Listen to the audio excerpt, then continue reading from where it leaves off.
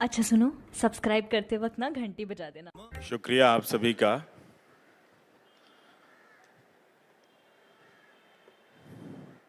मैं कलयुग पे क्या करने आ गया हूँ मुझे समझ में नहीं आ रहा है, पर जब मुझे कहा गया तो लगा कि ठीक है।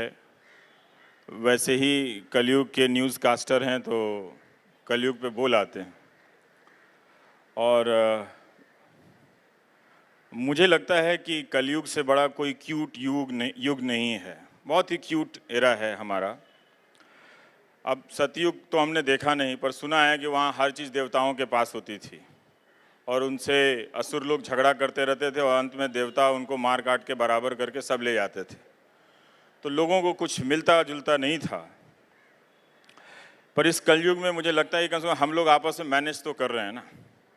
बुरे को भी चुनते हैं, अच्छे को भी चुनते हैं, हम ही लोग मैनेज करते हैं। जब इतिहास शुरू हो रहा था तब हमारे पास कोई राजा नहीं था। हम ऐसे ही झुंड में घूम रहे थे। फिर हमने एक मुखिया चुना, फिर उसको अपग्रेड करके ज़मींदार बनाया, फिर उसको अपग्रेड करके राजा बनाया, फिर हमने एक डेमोक्रेट को चुना और डेमोक्रेट से कभी कभी काम नहीं चला तो डिक्टेटर को चुना और फिर बीच में आजकल डेमोक्रेटर है। डेमोक्रेटर वो होता है जो लगता है कि चुन के आ रहा है, हर चीज़ को ऐसे सेटअप कर देता है जैसे हम बड़े भारी साहित्यकार हुए हैं, आप लोग सुनने आए हैं मुझे। तो डेमोक्रेटर आ गया है एक नया। तो चुनाव से चुना जाता है और बाद में जनता की वो ऐसी हालत कर देता है कि जनता को यकीन नहीं होता है कि हमने इसको चुना है। इलेक्शन के बाद डेमोक्रेटर जो है वो तय करता है अकेला कि अब आपको क्या क्या करना है। वो डिसाइड करता है नहाना कब है, खाना कब है और गिफ्ट में क्या क्या देना है। किताबें ना दें, फूल ना दें, तौलिया दें, रुमाल दें। तो ये सब एक नए तरह का एक सांस्कृतिक कार्यक्रम चलता है और वो फिर जनता पे नज़र रखना शुरू करता है। ये कलयुग के कुछ बेस्ट पार्ट बता रहा हूँ। जैसे आपका पैदा हो जाना ही आपका होना नहीं है, मतलब पैन नंबर भी होना चाहिए आपके पास, जीएसटी नंबर भी होना चाहिए, आधार नंबर भी होना चाहिए, है ना, आईपी नंबर होना चाहिए, वोटर नंबर होना चाहिए, मोबाइल नंबर तो होगा ही होगा। भले कॉल ड्रॉप हो जाए लेकिन मोबाइल नंबर तो होगा ही होगा। और इन सब के बाद भी सीसीटीवी कैमरा पूरे शहर में लगा देते हैं। ये कलयुग का बेस्ट पार्ट है कि सीसीटीवी कैमरा लगाकर ये बताया जाता है कि अब आपकी सुरक्षा को कोई खतरा नहीं है। फिर आप अचानक टेलीविज़न पे देखते हैं कि दो आदमी हैं, वो अपने कंधे पर एटीएम मशीन लादे जा रहे हैं और नीचे लिखा था ये सीसीटीवी फुटेज है। तो समझ में नहीं आता कि जो सीसीटीवी हमारी सुरक्षा के लिए लगाया गया था वो फुटेज ये क्या है कि दो आदमी एटीएम कंधे पे लाद कर ले जा रहे हैं। तो ये है कि ऐसी क्यूट बातें जो हैं वो कलयुग में ही हो सकती हैं। एक और क्यूट बात है कलयुग में, क्या है कि अगर आप बेघर हैं, वाकई में गरीब हैं, तो आपको गरीबी का सर्टिफिकेट लेने के लिए तहसीलदार के पास जाना पड़ता है, पहले मुखिया से लिखवाना पड़ता है गांव में अगर आप हैं तो, अगर शहर में हैं तो पार्षद या प्रधान से लिखवाना पड़ता है। फिर वहाँ से वेरीफाई कराते कराते ये आय प्रमाण पत्र और वो प्रमाण पत्र जाते जाते आपको गरीब होने का प्रमाण पत्र मिलता है और तब जाकर आपको डायरेक्ट बेनिफिट ट्रांसफ़र की सुविधा मिलती है। लेकिन जब नेता अपने आप को गरीब बताता है तो पता है क्या क्या होता है? करोड़ों रुपए की रैली का आयोजन किया जाता है, फिर एलईडी लगाया जाता है, फिर बहुत सारे पत्रकार बुलाए जाते हैं, उनका लाइव टेलीकास्ट होता है, फिर अच्छे अच्छे कपड़े सिलवाता है वो, कभी इस रैली में हरे रंग का, उस रैली में पीले रंग का पहन के, फिर हेलीकॉप्टर से आता है वो अपना गरीबी बताने के लिए। 50-60 लाख जो हो जाते हैं तो फिर गाने बजवाता है चारों तरफ, तू मेरा कर्मा। कर्मा का गाना हर रैली में बजता है कलयुग में। तो अचानक वहाँ पर आप खड़े हैं, जिंदाबाद करने गए हैं, तू ही मेरी जान है, तू मेरा सब कुछ, कर्मा का गाना सुनते सुनते आप ट्रांस में चले जाते हैं। जब आप ट्रांस में जाते हैं तो वहाँ एक और गाना बज रहा होता है, जहाँ डाल डाल पे सोने की चिड़िया करती है बसेरा, वो भारत देश है मेरा। तो आपको लगता है हम कहाँ आ गए हैं। तभी आपको दिखता है कि वो नेता जिसको अपने आप को गरीब प्रोजेक्ट करना है, हेलीकॉप्टर से आ रहा होता है, ऊपर से हाथ वेव कर रहा होता है, हिला रहा होता है। तो वो जब उतरता है और फिर वो मंच पे जाता है, तब जाके बोलता है कि मैं गरीब का बेटा हूँ। हिंदुस्तान की राजनीति में पूरी दुनिया में इससे महंगा पॉवर्टी सर्टिफिकेट आपको कहीं नहीं मिलेगा, पूरी दुनिया में।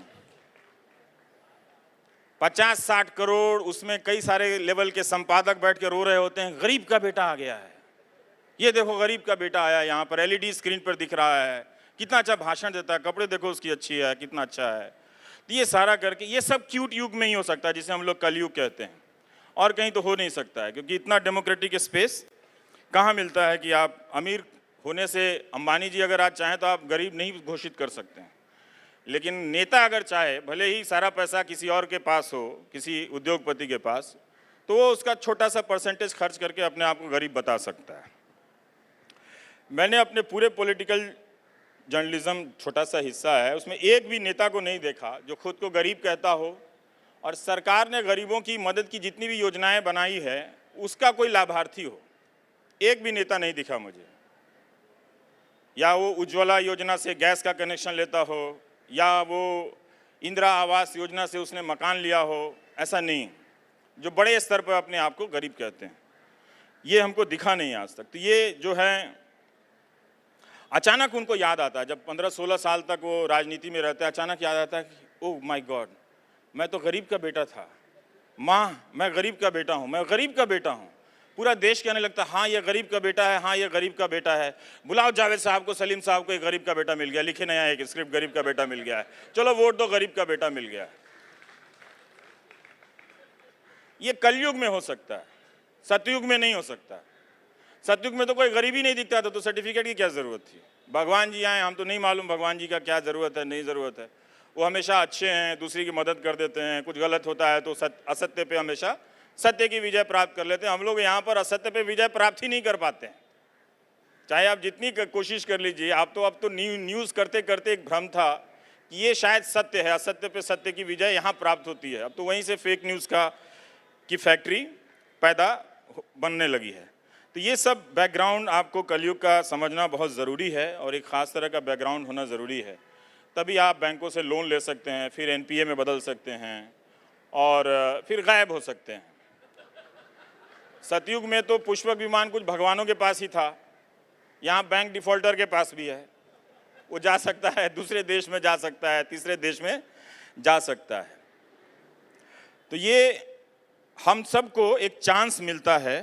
और अभी आप जो भारत में देख रहे हैं, जिसको कभी कभी लोग कलयुग में डिफाइन करते हैं, अजीब तरह का हो गया है। जो रियल कैरेक्टर है वो अपने आप अपनी रियलिटी से कंफ्यूज्ड है, वो हिस्टोरिकल कैरेक्टर में मर्ज कर जाना चाहता है। जो हिस्टोरिकल कैरेक्टर है वो मिथिकल कैरेक्टर हो जाना चाहता है, फिर फिल्म बनाने लगता है। अब यहाँ भी एक सेना चल रही थी ठीक ठाक, जो सीमा पर होती है, जो गगन में हमारी सुरक्षा, एयरफोर्स है, नौसेना है। अब उनको लगा भाई ये सेना तो ठीक है, भीतर की भी कोई एक सेना बना लेते हैं। तो वो सेना जो है उसका काम दूसरा है, वो पोस्टर फाड़ती है, सर फोड़ती है, आपको सेट जाके तोड़ देती है, इस तरह का सेट वेट। तो ये कलयुग का ही सीन है कि इतना लाइव आप देख सकते हैं कि हिंदुस्तान में आजकल आप पोस्टर फाड़ के आप हिस्टोरियन बन सकते हैं, और सर फोड़ के देशभक्त। ये दो काम कर दें तो आपको कोई क्वेश्चन नहीं करेगा। कहीं भी पोस्टर हो फाड़ दीजिए, आपके मोहल्ले का किसी का भी लगाओ फाड़ दीजिए, बोलिए गलत है, आपको तुरंत टीवी स्टूडियो में बुलाया जाएगा और कहा जाएगा ये हमारे मोहल्ले का हिस्टोरियन है, ये कह रहा है कि इसकी सेंटिमेंट हर्ट हो गई है, ये हिस्टोरियन है। और एंकर आ जाता है कोट पहन के, जो मैं पहना हुआ हूँ इतनी गर्मी में भी, और वो फिर वो आकर सबको बताता है कि हिस्ट्री ये डिसाइड करेगा, ये डिफाइन करेगा। तो ये कलयुग में ही हो सकता है। वो लोग जो पूरी ज़िंदगी यूनिवर्सिटी की लाइब्रेरी में पढ़ते रहे हिस्टोरियन बनने के लिए, वो बेवकूफ़ थे। वो अगर अपने मोहल्ले में 10-12 पोस्टर फाड़ चुके होते तो दुनिया भी आज उनको जान रही होती, उनको टीवी स्टूडियो में कम से कम बुलाया जाता। मैं उतारता हूँ, इधर बहुत सारा सामान रखा हुआ है, इसमें क्या करूँ। दिल्ली मुझे नहीं मालूम था कि हालत, सुबह जब निकला तो आंधी चल रही थी। और एक और बात है कि कलयुग में बोलने का मौका मेरे जैसे लोगों को कलयुग में ही मिल सकता था, और तो कहीं चांस मिलता नहीं। यहाँ पर देखिए तो भाषणों की बाढ़ आई हुई है, पूरा एक कंट्री में सेटअप है। जैसे ये भाषण दे रहे हैं, इसी वक्त देश में अलग अलग जगहों पे कई लोग भाषण दे रहे हैं, और पूरा चैनल पे तो भाषण ही चल रहा है चारों तरफ। न्यूज़ चैनल आप जब भी खोलिए तो कोई ना कोई भाषण दे रहा होता है, और कभी एक आदमी नहीं मिलता है तो 10 लोग आ जाते हैं। जब 10 लोग भाषण दे रहे होते हैं तो वो एक आदमी आ जाता है, सारे 10 लोग चुप हो जाते हैं, फिर वो एक आदमी का 1 घंटा भाषण चलता है, फिर उसके बाद वो 10 लोग बोलना शुरू कर देते हैं। तो ये भाषण जो है, और इतना सारा 5-5 रैली में, देखिए नेताओं की खूबी देखिए कलयुग के, 5-5 रैली में भाषण देते हैं लगातार, लौट के आगे कहते हैं मन की बात करेंगे। भाई साहब, किस हार्ड डिस्क में आपने इतना बचा के रखा हुआ है मुझे बताइए, मैं तो मिलना चाहता हूं आपसे। ये इतनी सारी बात जो सुबह से आप 10 रैलियों में बोल गए, ये मन की बात के लिए कौन सी बात बचा के रखी थी आपने? कहा, मुझे आज तक पता नहीं चलता है। हफ्ते में 4 भाषण, 5 भाषण, उसके बाद भी मन की बात, तो वो वाली कौन सी बात थी? वो मन की बात नहीं थी। तो ये जो अंतर्विरोध का युग है ना, हमारी भी कोई गलती नहीं, हमें बोलने वाला नेता चाहिए था। कलयुग का यही बेस्ट पार्ट है, डिमांड कीजिए, डिलीवरी होने वाली है। होम डिलीवरी के दौर में रह रहे हैं ना, आपने डिमांड किया हमें बोलने वाला नेता चाहिए तो मिल गया। अच्छा भाषण देते हैं, मुझे भी अच्छा लगता है, लेकिन मन की बात के लिए कैसे बचा लेते हैं, और वो बिल्कुल अलग टॉपिक होता है। तो ये खूबी है उनकी। और पहले के ज़माने में देखिए, जब सतयुग में क्या होता था, प्री कलयुग एरा में, भाषण सुने अपना चले गए, अब नहीं रोक लिया जाएगा, वहाँ रुकिए, अमित शाह जी आने वाले, उनके साथ बैठ के चाय पे चर्चा करनी है। अब बताइए, क्लासरूम में प्रिंसिपल आ जाए तो कोई चर्चा कर पाएगा क्या? पहाड़ा रटने लगा, 2 का 2, 2 दूनी 4, 2 दूनी 8 कि नहीं, 2 तिहाई 6, 2 चौका 8 रटने लगेगा ना, भाग यार यहाँ से।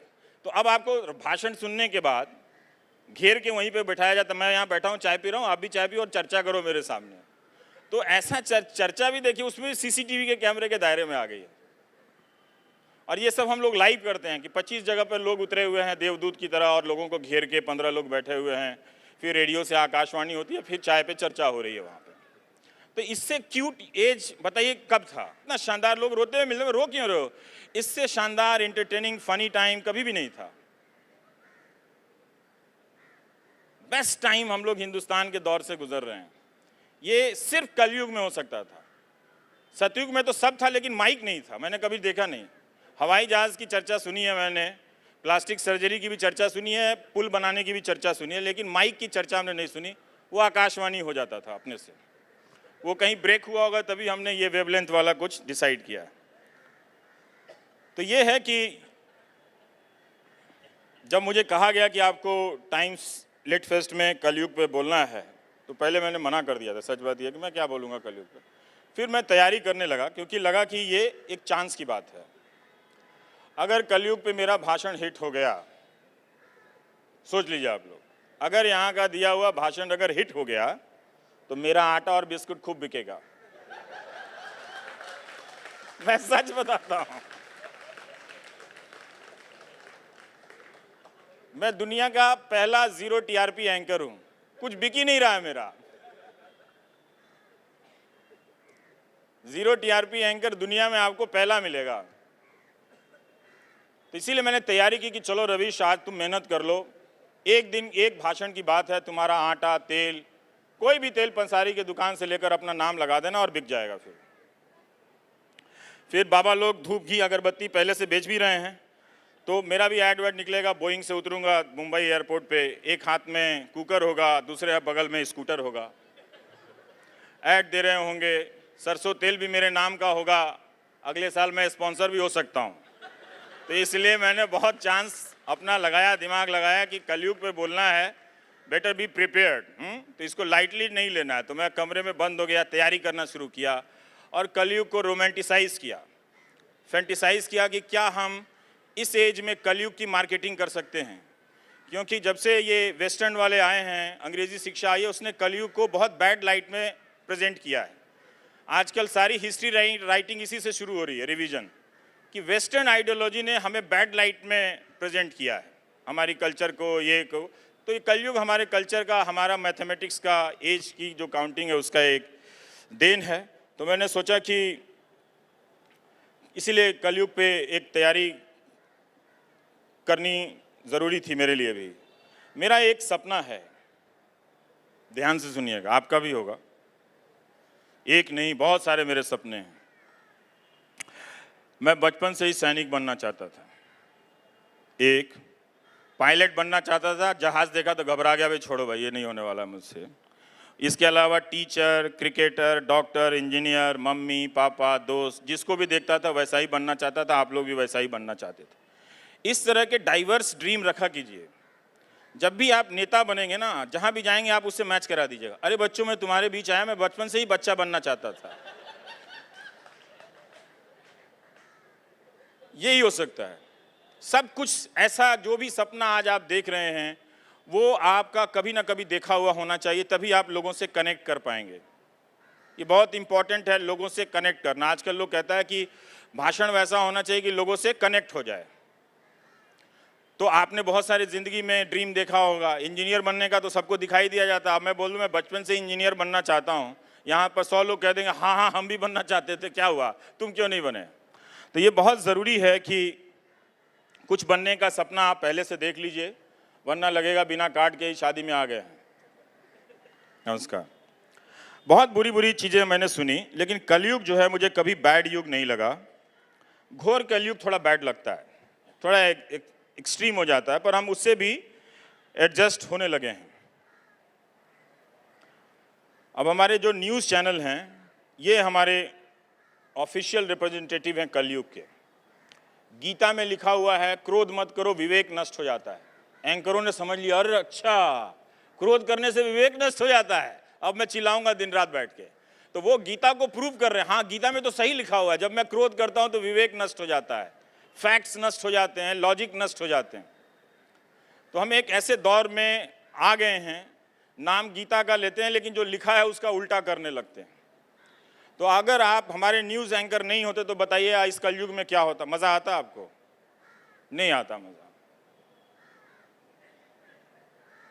पत्रकारिता के नाम पे जो कुतर्क फैलाए जा रहे हैं और आपको लगता है, वो कहता है आपको कि लीथल, लाइट स्पीड, ये सब वर्ड यूज़ करता है कि आपको एम्पावर कर रहा है। दरअसल वो आपको एम्पावर नहीं कर रहा, वो आपको आपकी सिटीजनरी से, सिटीजनशिप से, आपके नागरिकता के बोध से अलग कर रहा है। आप सिर्फ एक नंबर वाले नागरिक हैं, आप राइट्स वाले नागरिक नहीं हैं। आपका कोई राइट नहीं है। ये डिवीज़न बहुत साफ साफ, जैसे पेड़ की कटाई होती है ना, तो सारे तने जो है काट काट के उसको इस तरह से सीधा किया जा रहा था ताकि सबको एक सफ में खड़ा होके, एक कतार में खड़ा होके गिना जा सके। तो ये हमारे न्यूज़ चैनल वाले कर रहे हैं। इतना गुस्सा है, ये जो हिस्टोरियन पड़ोस वाले होते हैं, तो मैं गूगल कर रहा था तो उसने लिखा था कि एक सर के 10 करोड़ मिलेंगे, दे देंगे। किसी ने कहा कि दीपिका का कोई सर काट के ले आएगा 10 करोड़ दे देंगे, और वो टीवी पे चल रहा है। जिसने सर काटने की बात कही वो बाकायदा तलवार के साथ आ गया टीवी स्टूडियो में, बोला ये वो तलवार है, फिर वो कुछ सफाई वफाई दिए। तो मैं सोच रहा था कि अगर रावण जी होते तो कहते काटते रहो मेरा सर, जितना काटना है उतना 200-400 करोड़ तो मैं यहीं कमा के चला जाऊंगा। वो जो 10 करोड़ काटने की जो बात हो रही थी, तो गूगल कर रहा था तो एक और मिला कि उसने किसी का सर काटने के लिए 10,000 दिया था। वो तब डिमोनेटाइजेशन के पहले का था। वो बोला था कि कोई सर काट के लाएगा तो 10,000 देंगे हम। तो भाई तुम फ्री में ही काट लेते। वैसे एक एमपी ने कहा कि जो हमारे नेता की आलोचना करेगा उसकी मैं जुबान और सर काट लूंगा। वो ज़्यादा था, वो पोस्ट डिमोनेटाइजेशन का था, उसके पास पैसे खत्म हो गए थे, तो उसने पैसे देने की बात नहीं कही। उसने कहा हम सीधा सर काट लेंगे और जुबान काट लेंगे।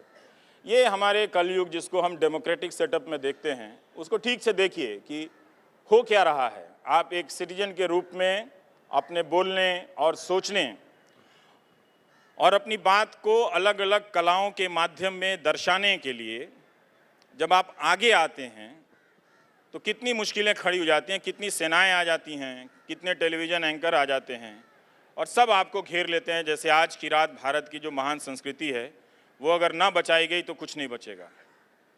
हम सब कब सुबह उठेंगे तो शायद कहीं हम चीन में ना उठ जाएं अचानक, हमारे अंदर से भारतीयता तो समाप्त हो गई, कल एंकर ने बचाया नहीं।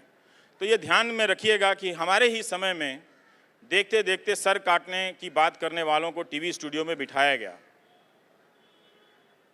और ये जो मीडिया है, जो कलयुग का जो एक हासिल था डेमोक्रेटिक स्पेस, सब ने लड़कर अपने अपने, यही तो खूबी थी कि जब तक भगवान नहीं है सतयुग में तब तक हम लोग कुछ करते हैं, कुछ जहाज बनाते हैं, कोई सिनेमा बनाते हैं, कोई कविता लिखते हैं, कोई इंजीनियर बनता है, कोई डॉक्टर बनता है, कोई पत्रकार बनता है। मीडिया जो है आपको भूसा में बदल रहा है धीरे धीरे धीरे करके। तो ये इस स्पेस को देखिएगा कि वो एंटी कलयुग है। कलयुग बेस्ट चीज़ है और लेकिन उसका जो मीडिया है आजकल वो आपके डेमोक्रेटिक स्पेस, थिंकिंग, बिहेवियर, हर चीज़ को चेंज कर रहा है आपको।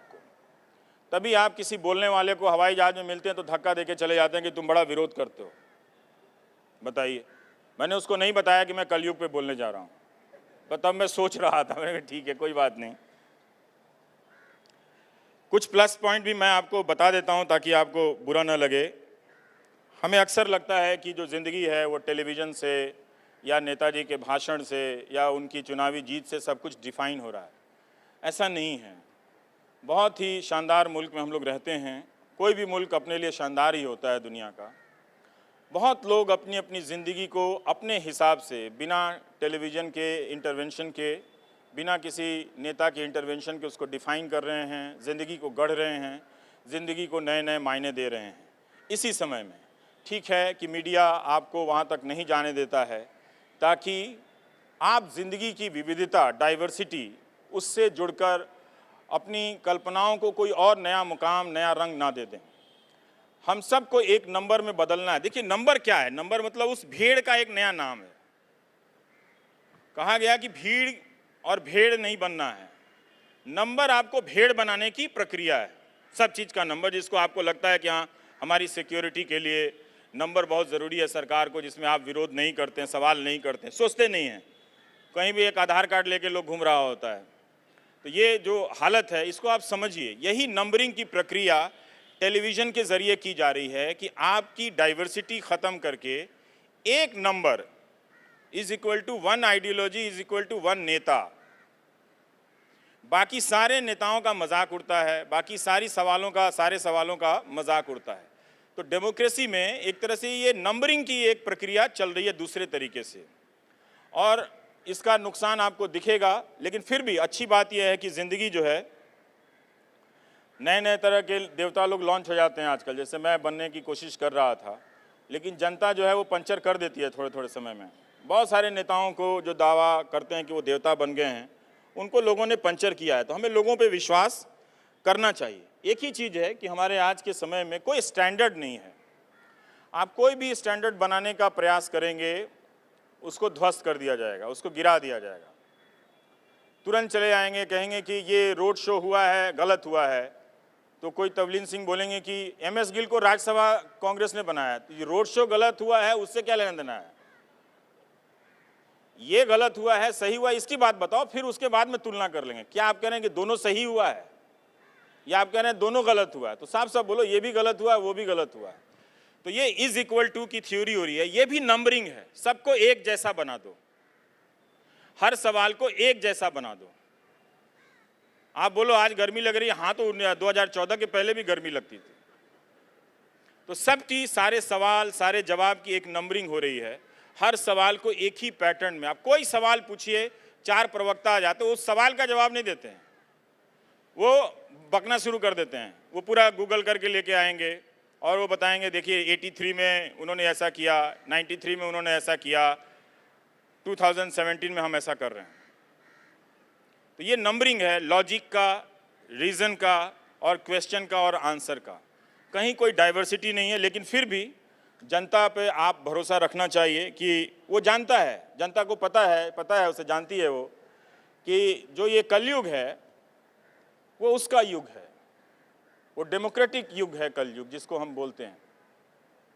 नहीं तो वो किसी सामंतों के नीचे दब रही होती, कुचली जा रही होती, किसी तानाशाह, किसी राजा, किसी बादशाह, किसी अंग्रेज़ी हुकूमत के नीचे कुचली जा रही होती। तो उसने अपनी आवाज़ की जगह मांगी कि जो बातें देवता बोल सकते हैं, जो नैतिकताएं उनके हिस्से में है, उन नैतिकताओं को हम भी हासिल कर सकते हैं, उन बातों को हम भी छू के देख सकते हैं, उन मंजिलों तक हम भी पहुंच के देख सकते हैं। इसीलिए आप जब भी देखिएगा कि जब भी साइलेंस बहुत गहरा होता है, चुप्पी बहुत गहरी होती है, आवाज़ सुनाई देती है।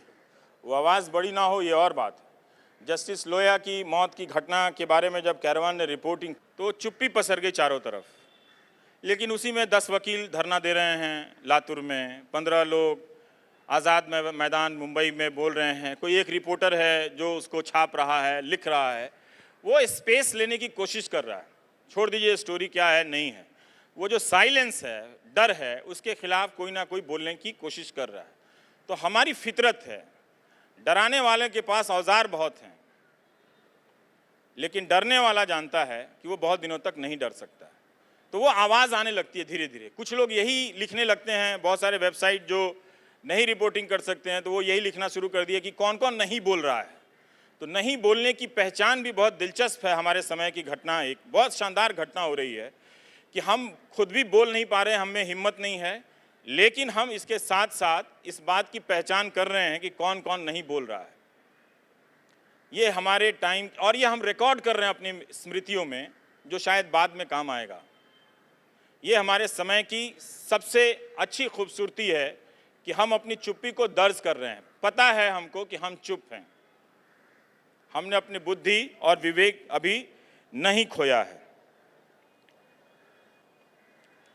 और अगर बहुत डर का हो भी जाए तो क्या होगा? आप जरा तुलसीदास जी के ज़माने का को याद कीजिए, कबीर जी के ज़माने को याद कीजिए, मीरा हैं, सूरदास हैं।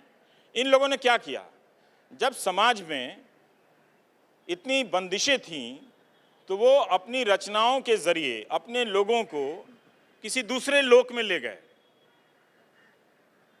और दूसरे लोक में ले गए। वहाँ पे उन्होंने जात पात धर्म सारी दीवारें तोड़ दी और आदमी की पहचान को अलग लेवल पे ले आकर वो उसकी व्याख्या करने लगते हैं कि हमें इनसे मुक्त होकर उस स्टेज तक जाना है।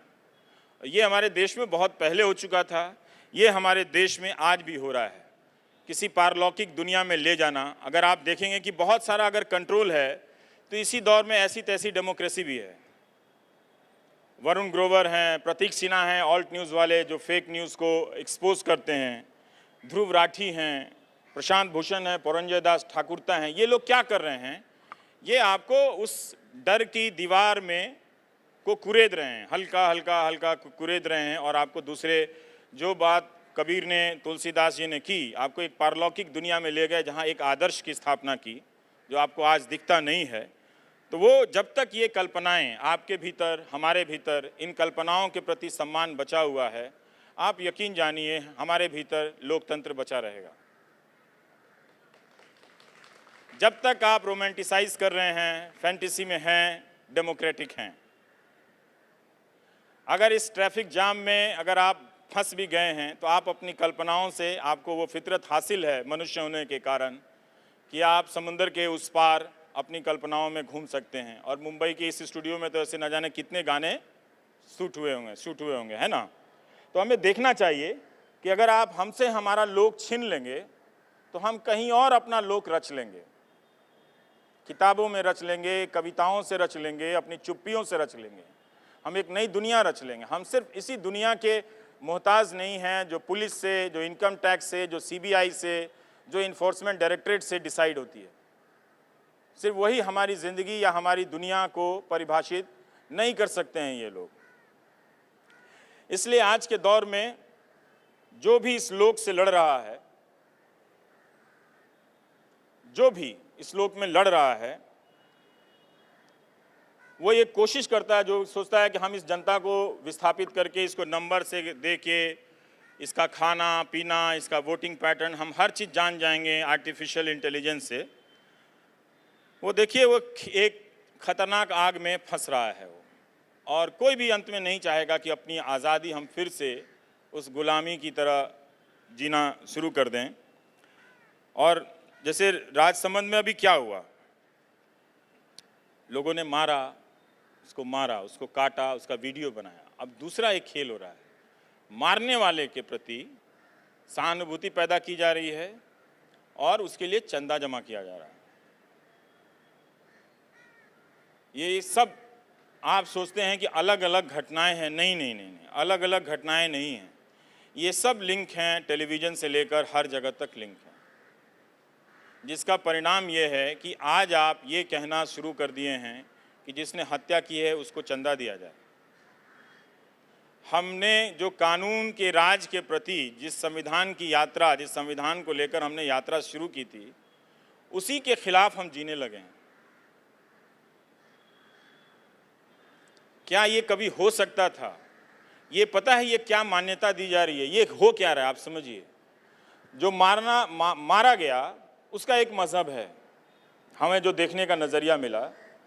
जो मारने वाला है उसका भी मजहब है। तो मारने वाले के लिए जिस मजहब से आते हैं, एक को मारने के लिए कितने हत्यारे बन गए? क्या आपको पता है कि आपके बीच में कौन सा आदमी पोटेंशियल हत्यारा बन के बैठा हुआ है? ये जो सांप्रदायिकता है पहले क्या करती थी? पुराने पत्रकार लोग हैं यहाँ पे, कुमार केतकर साहब, पूछिए कि भीड़ की भीड़ लड़ती थी, नेता लड़ते थे। अब क्या हो रहा है? तो उसमें एक राजनीतिक दल, एक सरकार पर आरोप आता था, आपके रहते ये हुआ, आपके रहते ये हुआ, आपकी पार्टी का नेता पकड़ा गया था। अब कोई पार्टी का नेता सीधा नहीं पकड़ा जाएगा।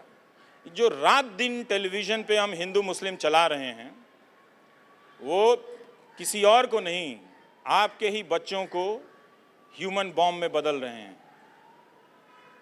जो मामूली सी लड़ाई पे आपका बच्चा जो स्कूल से लौट रहा है, कॉलेज से लौट रहा है, मामूली बात के झगड़े में दो दोस्तों के बीच हो जाती है, वो किसी की हत्या कर सकता है। तो जो मारा जा रहा है आप उसकी चिंता मत कीजिए, यही सिखा रहा है ना टीवी, उसकी चिंता मत कीजिए। इसकी चिंता क्या आप नहीं करना चाहेंगे कि जो मार रहा है वो कौन है? कौन लोग हैं वो? हत्या की मानसिकता का समर्थन आप चाहते हैं? तो फिर नाश्ते के टेबल पर अपने बच्चों को हथियार भी दिखाया कीजिए। ये अंत कहां होगा? क्या हम सबको मार के साफ करना चाहते हैं? तो क्या हमने प्लान बना लिया है कि उसके लिए कितने हथियारों की जरूरत होगी और वो किन किन परिवारों से आएंगे? प्रदर्शन हो रहे हैं उसके समर्थन में, बताइए, प्रदर्शन हो रहे हैं और कोई बोल नहीं रहा है। क्यों? हम इतना भी ये इस स्तर पर आ गए हैं कि हम इस गलत का भी विरोध नहीं कर सकते। क्या हम वाकई में एक आधार नंबर बन गए हैं? हम आदमी नहीं, अब एक नंबर है सिर्फ।